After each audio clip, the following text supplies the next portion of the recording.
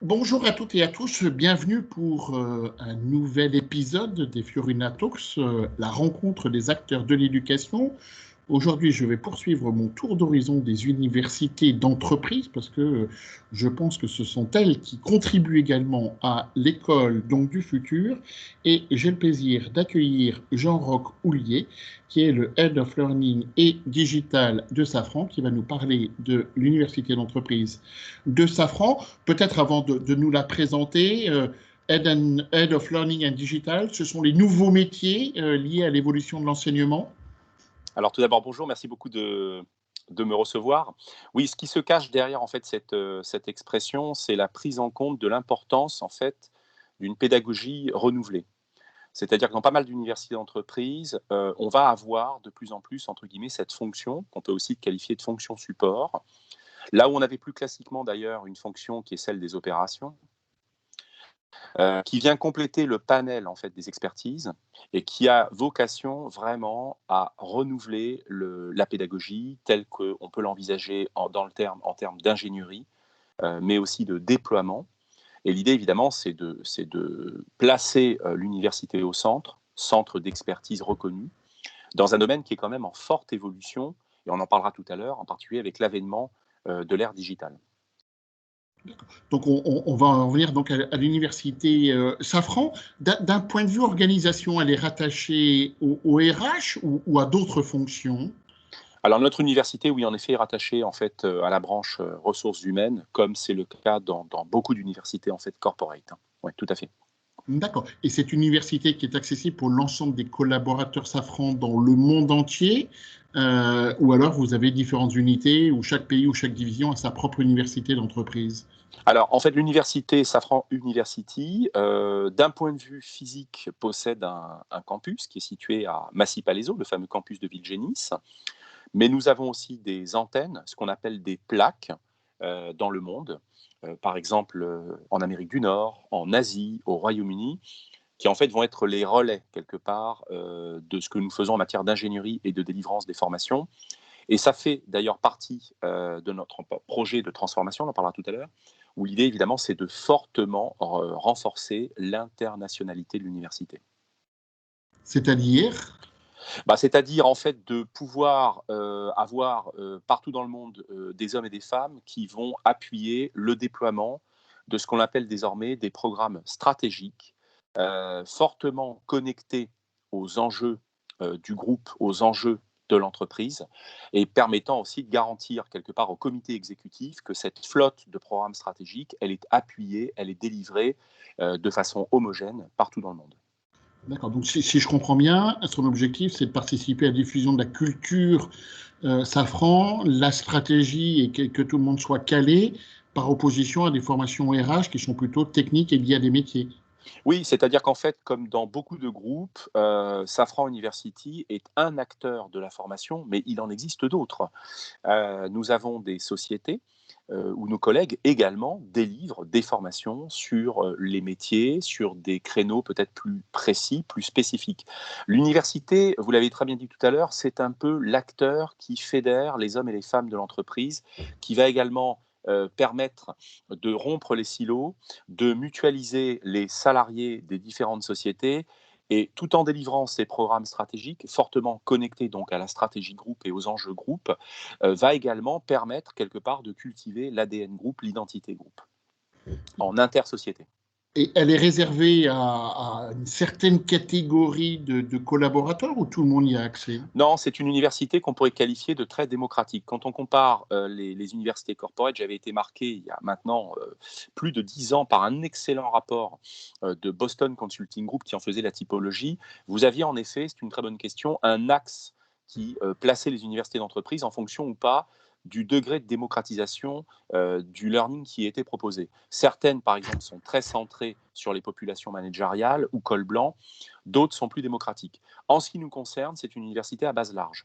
Tout salarié peut, à un moment donné de la vie, venir suivre un cours à Safran University, qui possède une très large gamme de programmes qui concernent l'ensemble des métiers du groupe, et donc pas exclusivement, par exemple, les lignes managériales ou ressources humaines. Vous avez l'ensemble des métiers qui sont couverts par la flotte de formation que nous proposons.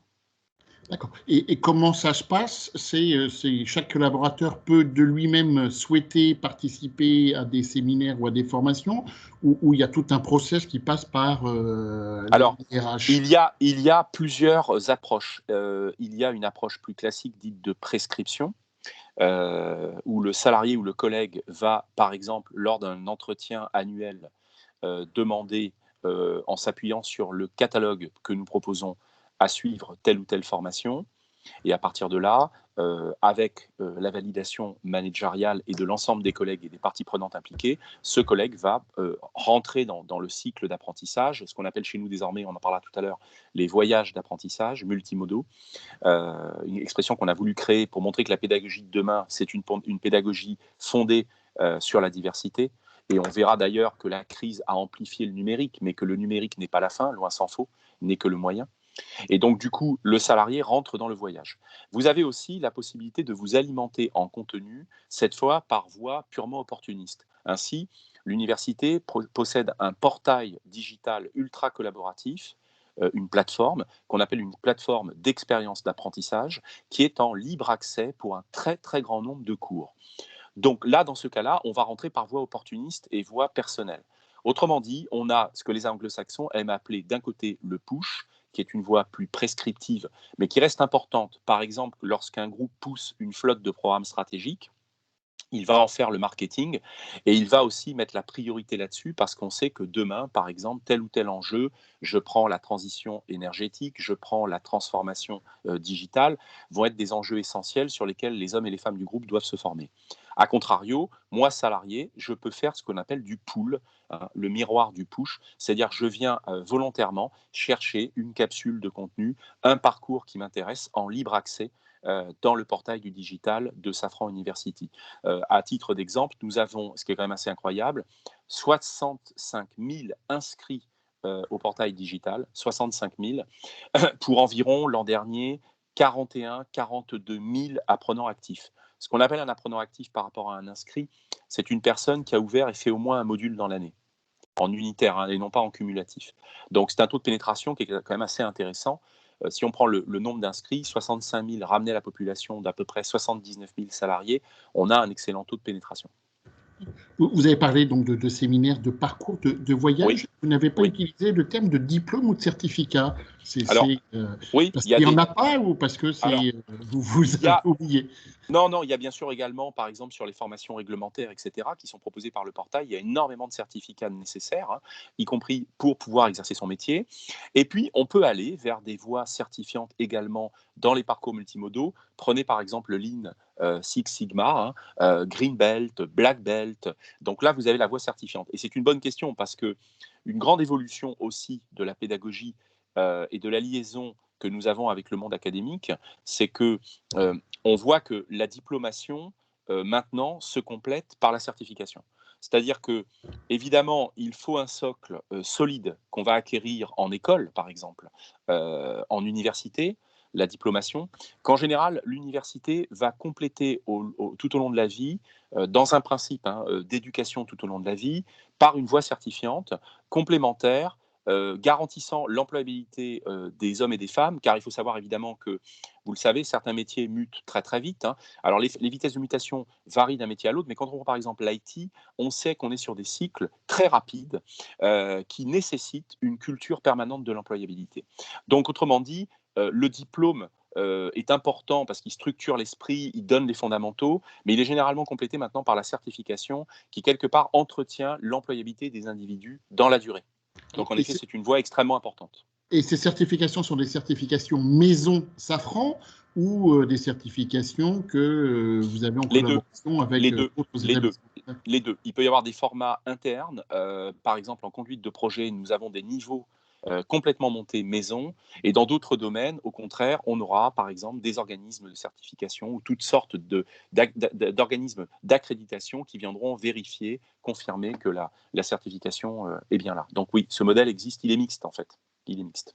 En termes d'organisation pédagogique, comment vous fonctionnez? Vous avez un corps de profs permanents, des intervenants à côté. Enfin, comment vous montez tout, enfin, vous organisez Oui, d'un point de vue pédagogique toutes les sessions? oui. Alors, il y a deux faces. il y a une première phase où on dira qu'on a énormément de partenaires, par exemple sur des composantes un peu génériques, hein. Par exemple les composantes managériales. Il y a énormément de belles choses en école, il y a beaucoup d'expertise dans les écoles, hein, y compris d'ailleurs dans la vôtre. Donc on s'appuie beaucoup sur les partenaires. Donc là, on est plutôt sur des partenaires externes avec lesquels on va réaliser l'ingénierie pédagogique en fonction des besoins Safran. Et ce qui permet aussi d'ailleurs de décloisonner les stagiaires en amenant des expériences de l'extérieur quelque part. Donc ça, c'est le premier axe. À côté de ça, sur certains métiers, puisqu'on le disait, cette université est à base très large, je pense par exemple au métier de la R&D, là on aura beaucoup plus de, entre guillemets, professeurs internes.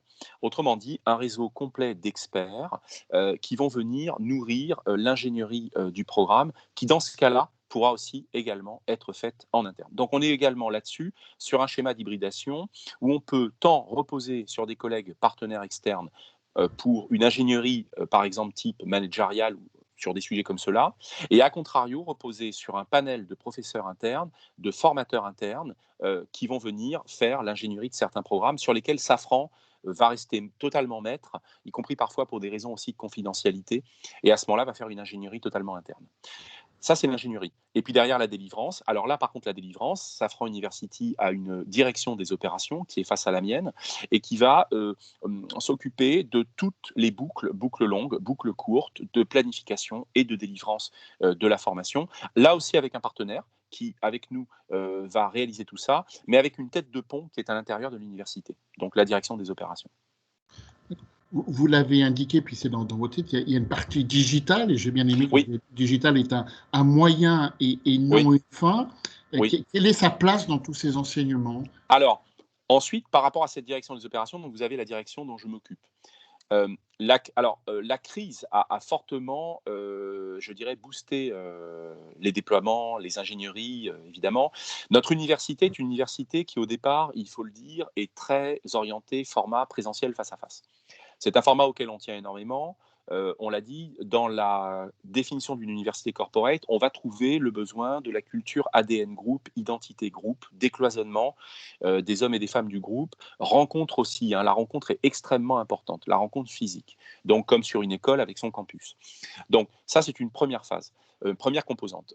La partie digitale qui bat son plein depuis, moi je suis rentré chez Safran en avril 2020, et à peine arrivé 15 jours après, je déployais un cours Découvrir et animer, une classe virtuelle avec WebEx Training, et maintenant au cœur de nos conceptions, au cœur de nos déploiements. Alors la façon dont c'est vu, c'est que, en gros, vous avez un peu l'idée d'avoir un ensemble d'outils, une boîte à outils, et je vais vous en parler dans un instant, avec le plan d'innovation que nous avons mis en place, qui quelque part sont sélectionnés, sont maîtrisés, on se forme dessus, et du coup viennent alimenter les fameux voyages d'apprentissage. Donc dans ces solutions numériques, ce que nous avons pris comme décision, d'abord, c'est d'avoir un plan d'innovation qui évite la noyade. Parce qu'il faut savoir, évidemment, vous le savez, en numérique, il y a une telle effervescence de possibilités qu'on peut facilement y perdre son âme. Alors d'ailleurs, non seulement son âme, mais ses budgets. Oui, je suis entièrement d'accord. Alors, le plan d'innovation pédagogique et digitale, avec d'ailleurs deux versants, parce qu'il n'y a pas qu'un versant purement numérique, il y a aussi un versant présentiel. C'est un ensemble d'axes pédagogiques et non pas d'outils. Les outils viennent derrière, que nous voulons valoriser, favoriser dans nos voyages d'apprentissage, et à partir desquels, lorsque l'intention pédagogique est claire, nous nous livrons à la sélection d'outils qui, a priori, permettent de servir ces ambitions pédagogiques. Alors prenons un exemple concret. On sait que la formation est quand même relativement souvent critiquée par son manque de connexion au terrain. Donc, sur ces territoires-là d'apprentissage, il y a plusieurs innovations en cours.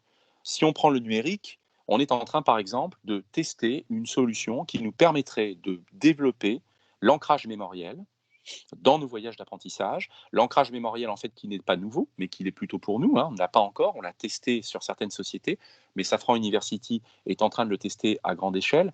C'est une méthode intéressante qui va permettre de lutter contre la courbe de l'oubli, qui n'est pas nouvelle non plus, c'est la courbe des bingos, qui date du 19e siècle, mais qui a une vertu, c'est que lorsque je pars du campus de Villegénis, par exemple pendant 3 mois, je viens de suivre une formation en conduite de projet, pendant 3 mois, je vais recevoir une question chaque jour, Et selon la réponse que je vais fournir, la question du lendemain n'est pas la même.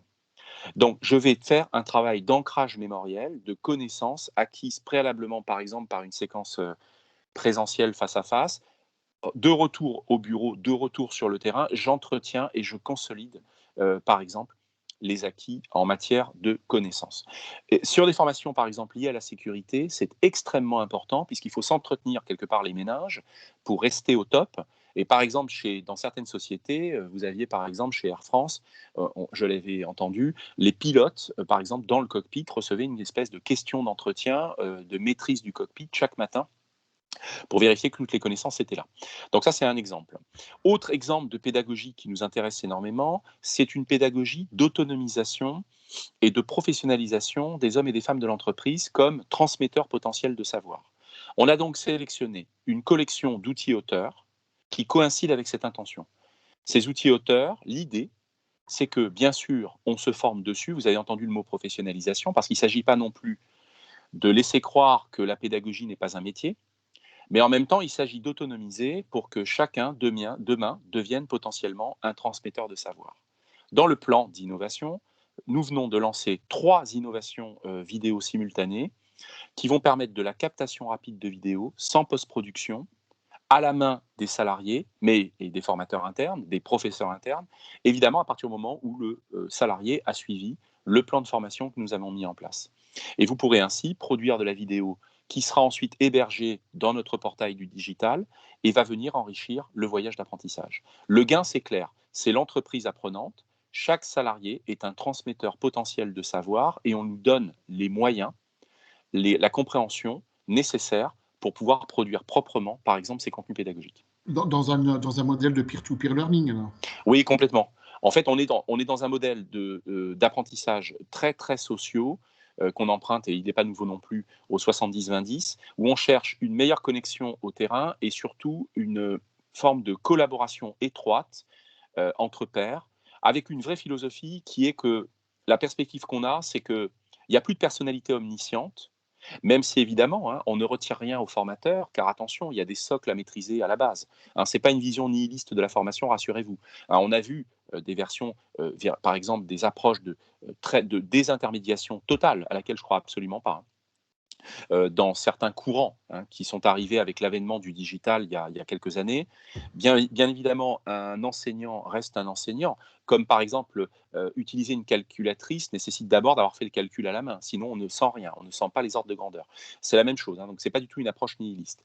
Mais à contrario, la conviction, c'est qu'il n'y a plus de personnalité omnisciente face à la complexité grandissante du business et du monde des affaires.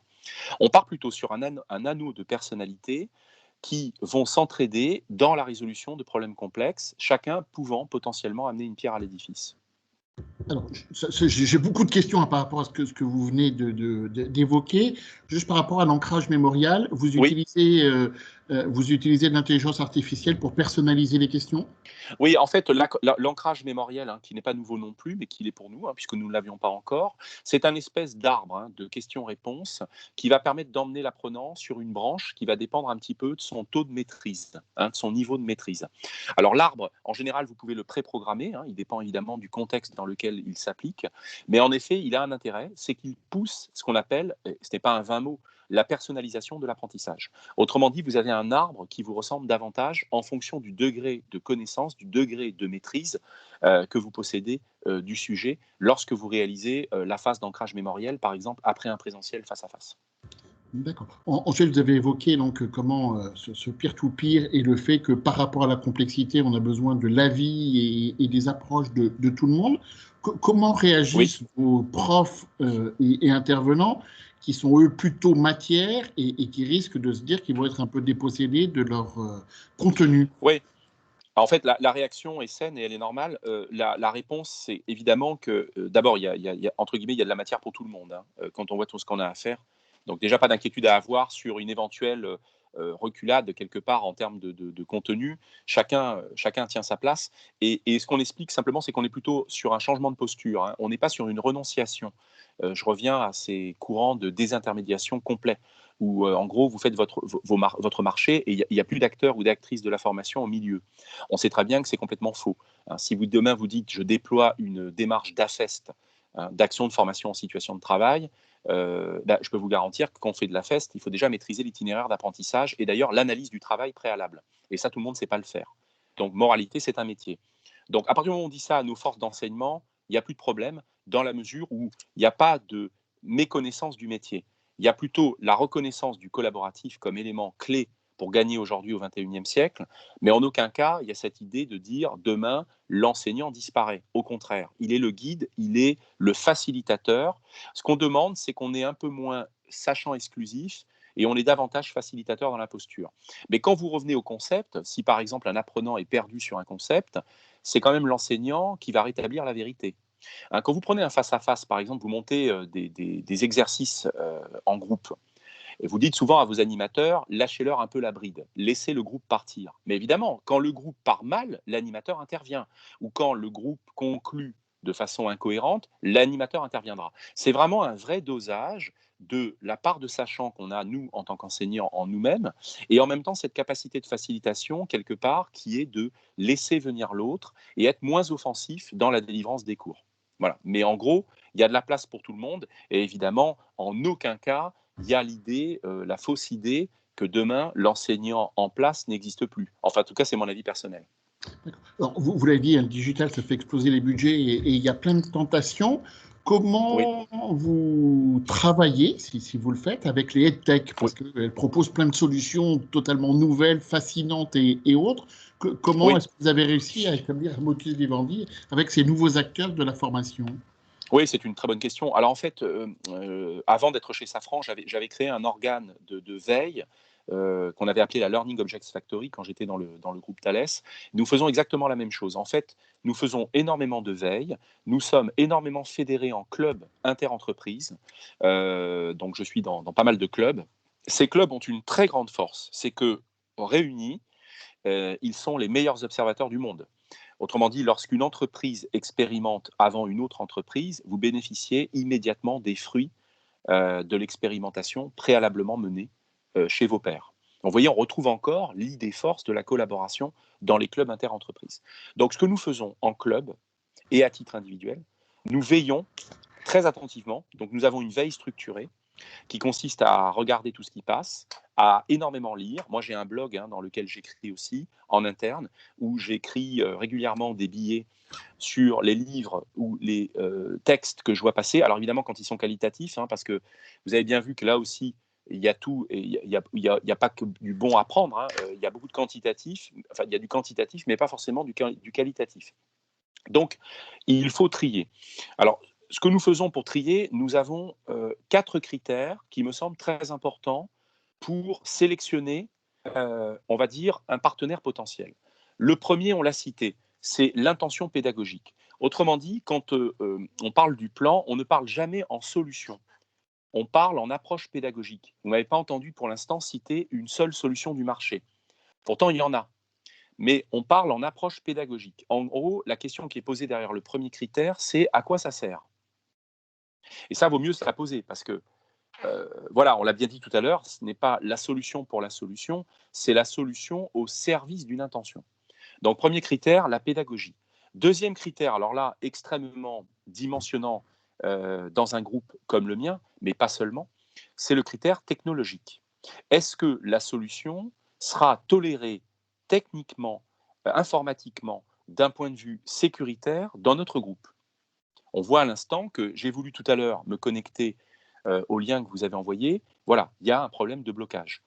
Ça, pour nous, les pédagogues de l'ère digitale, entre guillemets, c'est un élément qu'on n'a pas toujours, à mon avis, pris en compte quand on faisait de la pédagogie présentielle, qui devient prégnant et qui d'ailleurs doit nécessiter en matière de compétences d'avoir un nez technique, à mon avis, plus fin qu'avant, pour ne pas se noyer dans les débats que vous aurez, par exemple, avec la DSI. Donc, critères techniques, technologiques, informatiques, sécuritaires. Numéro 3, et pas des moindres, le critère financier. Quel est le degré d'engagement temporel, par exemple, pris avec ce partenaire potentiel? Autrement dit, quel est le ticket d'entrée, par exemple, pour faire un proof of concept? Quel est le ticket nécessaire si on rentre dans la durée avec ce partenaire? Sachant que nous, quand on prend une innovation, on a la perspective de dire qu'on va la faire durer et qu'on n'est pas dans des POC, entre guillemets, des expérimentations tous les matins. Parce que vous avez malheureusement aussi ce phénomène, parfois à mon avis lié à la mode, qui est de prendre une solution, puis de la jeter, d'en prendre une autre, puis de la jeter. D'ailleurs totalement antinomique des approches de développement durable actuelles. Moi, je suis plutôt dans la perspective de dire que d'ailleurs changer n'est pas transformer, c'est-à-dire qu'on est plutôt jugé à l'aune de la durabilité de ce qu'on va faire et pas vraiment du gadget qu'on a lancé la veille et qu'on abandonne le lendemain. Ça, tout le monde sait le faire. Donc, troisième critère, le critère financier. Et le quatrième, et pas des moindres, qui est plus récent, que je n'avais pas vu venir et que maintenant nous mettons, quelle est la vision du partenaire de sa propre roadmap fonctionnelle? Autrement dit, est-ce que le partenaire est clair dans ce que sera demain ou après-demain sa propre solution? Alors d'où ça vient ça? C'est une observation très simple, c'est qu'il y a une telle effervescence de possibilités que les solutions vieillissent très vite. Et que donc, il faut que le partenaire ait en tête l'idée de l'évolution de sa propre solution et de voir si ce partenaire est clair. Parce que quand vous prenez les startups, vous pouvez avoir des startups qui surfent sur un phénomène momentané, mais qui, par exemple, quelques mois après, va disparaître ou va être récupéré par une autre société ou va se banaliser. Donc, le critère 4 sur la vision qu'a le partenaire lui-même de sa propre évolution, il est lié à ce que j'emprunte souvent au modèle, si vous le connaissez, au diagramme fonctionnel de Kano, K-A-N-O, qui explique très bien que certaines fonctionnalités qui sont des nice to have, la surprise, la cerise sur le gâteau, 6 mois après deviennent des must have. Autrement dit, la télévision s'allume, plus personne ne le sait, la télévision ne s'allume pas, tout le monde râle. Mais c'est devenu un must have. Alors, il faut savoir que dans le développement applicatif, beaucoup d'applications passent du nice to have en must have en quelques mois désormais. Donc, il faut être très attentif à ça, parce que même si vous voulez provoquer un effet waouh à l'intérieur, quoique on l'a dit, on n'est pas là pour le waouh, on est là pour la pédagogie, vous pourriez vous retrouver avec un truc qui soit obsolète quelques mois après. Donc là encore, un critère de sélection, me semble-t-il, très important, la vision qu'a le partenaire lui-même de l'évolution de sa propre solution dans la durée. Merci. Alors, on arrive au terme de l'entretien. La tradition, c'est que la dernière question, c'est l'invité qui me la pose. Alors, quelle est la question que vous aimeriez me poser? Alors moi, je vous poserais bien une question qui est, quelle est finalement votre vision du pont entre les entreprises et les institutions académiques, les écoles, les universités, telle qu'elle est aujourd'hui, telle que vous la verriez demain, en particulier dans cette évolution rapide de la formation? Vaste question. Alors, déjà, pour nous, on est une école de management et les étudiants viennent chez nous pour avoir un accès privilégié au marché de l'emploi. Oui. Donc ça, c'est un élément important, ce qui signifie donc tout simplement que même si on avait des cours absolument fabuleux qui conduisent à aucun métier, nous n'aurions pas d'étudiants et il faut que nos formations conviennent au monde de l'entreprise, ce qui suppose un premier niveau d'ajustement à très court terme sur de l'employabilité et de l'opérationnalité. Oui. Sur un métier, mais on a des étudiants qui font partie d'une génération qui zappe, qui évolue. Oui. Donc, il faut qu'on les forme également à une capacité à évoluer. Et le dernier horizon qui est encore plus important, et malheureusement le Covid l'a montré, nous devons préparer nos étudiants pour affronter des situations que nous ne connaissons pas à l'heure actuelle, et c'est même pas la peine de les imaginer, mais il faut qu'ils soient prêts. D'où des multiplicités d'expérimentation, de la culture générale, d'où également peut-être des voyages comme vous l'avez évoqué, mais il faut que les étudiants soient prêts à affronter de l'inconnu, et donc on voit bien, premier ajustement avec l'entreprise, c'est comment faire pour que on forme à l'entreprise sans trop dépendre de métier, parce qu'il y a ces évolutions à moyen terme et à long terme.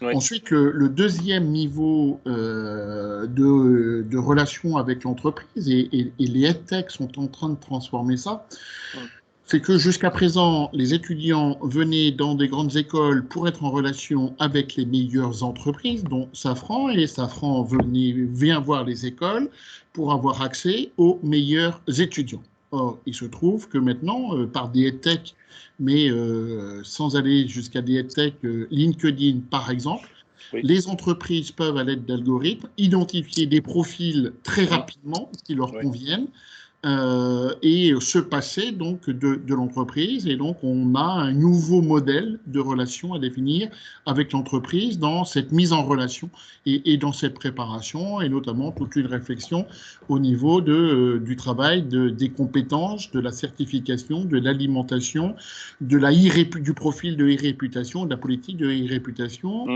des études. Ah, ok. Ensuite, le troisième niveau, et c'est comment, là, il vous concerne encore plus.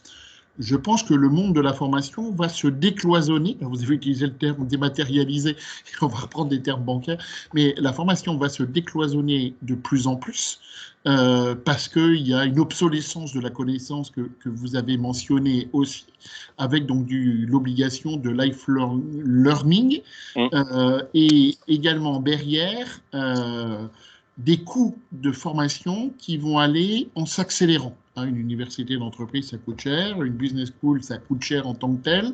Les investissements éducatifs vont être particulièrement importants.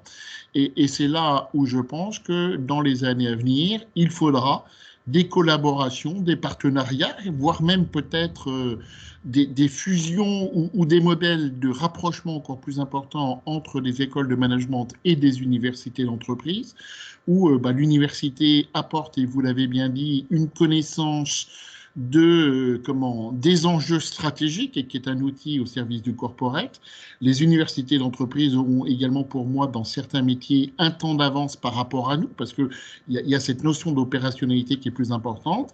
Et nous apporterons du développement personnel, du leadership, de la transversalité sous forme de géopolitique, de stratégie, de cas, ou d'autres éléments. Et puis, nous apporterons également notre capacité à diplômer. En d'autres termes, un collaborateur Safran, il commencera peut-être par faire quelques modules chez Safran, et puis au fur et à mesure, par des modèles qu'il faudra identifier, il pourra peut-être finir avec un diplôme de GEM, ou à l'inverse, des diplômés de GEM pourront avoir accès à un moment donné, sous les formules qui restent à définir, à des certificats très spécifiques de Safran ou développés par GEM et Safran. Allez, je vais en prendre une qui, à mon avis, va devoir devenir indispensable, de cybercriminalité, par exemple. Ouais. Au-delà de tout ça, il y aura également une mutualisation des investissements d'éducation. Les solutions telles que vous les avez décrites, les plateformes, les MOOC, les labos d'expérimentation, ça coûte une fortune, et donc nous les développerons en commun, un petit peu sous forme de marque blanche, et puis ensuite chacun, en fonction de son métier et des oreilles, pourra donc le customiser. Et puis j'allais dire, dans ce rapprochement entre nos deux mondes, ce que je vois apparaître et qui est totalement nouveau depuis quelques semaines, eh ben, si ça se trouve, nous aurons des locaux d'enseignement en commun. En d'autres termes, un étudiant de GEM pourra à un moment donné venir sur un campus de Safran parce qu'il a un cours à distance à GEM et il n'aura pas à revenir à GEM. Peut-être que des salariés et collaborateurs Safran pourront venir à GEM. Peut-être qu'on se sera également répartis dans des labos pédagogiques spécifiques, sur des labos d'immersion et de mise en situation avec de la réalité virtuelle.